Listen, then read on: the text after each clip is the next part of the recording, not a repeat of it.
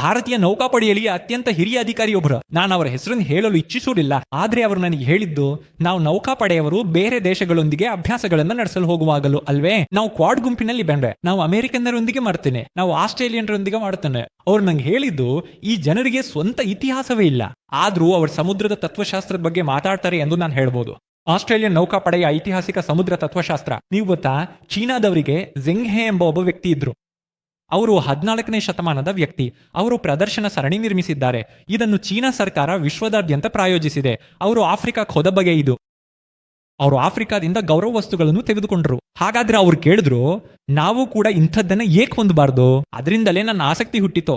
ನಾನ್ ಕಂಡುಕೊಂಡದ್ದೇ ಅಂದ್ರೆ, Arabic, Persian, Chinese ಮತ್ತು ನಮ್ಮದೇ ಭಾರತೀಯ ಮೂಲಗಳಲ್ಲಿ ಅಪಾರವಾದ ಸಾಕ್ಷ್ಯಗಳಿವೆ. ಇವುಗಳಲ್ಲೇ ನಮ್ಮ ಸಕ್ರಿಯ ಸೈನಿಕ ಕಾರ್ಯಾಚರಣೆಗಳು ಮತ್ತು ವಿಜಯಗಳ ಬಗ್ಗೆ ಮಾತಾಡ್ತವೆ. ಸರಿ ಅಲ್ವೇ?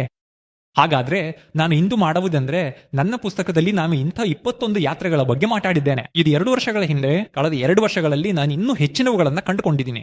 ಆದ್ರೆ ಸಮಯದ ಕೊರತೆಯ ಕಾರಣದಿಂದ ನಾನು ಈ ಪ್ರಸ್ತುತಿಯಲ್ಲಿ 4 ಯಾತ್ರೆಗಳಿಗಷ್ಟೇ ಸೀಮಿತವಾಗ್ತೀನಿ. ನಾನು ಪ್ರತಿ ಮೂಲವನ್ನು ತುಂಡು ತುಂಡಾಗಿ ವರ್ಷದಿಂದ ವರ್ಷಕ್ಕೆ ವಿವರವಾಗಿ ನೋಡ್ತೇನೆ. ಹೀಗಾಗಿ ನಾವು ಈ ವಿಭಿನ್ನ ಮೂಲಗಳಲ್ಲಿ ನಮಗಿರುವ ವಾಸ್ತವಗಳ ಆಳವನ್ನು ನಿಜವಾಗಿಯೂ ಅರ್ಥ ಮಾಡ್ಕೊಳ್ಬಹುದು.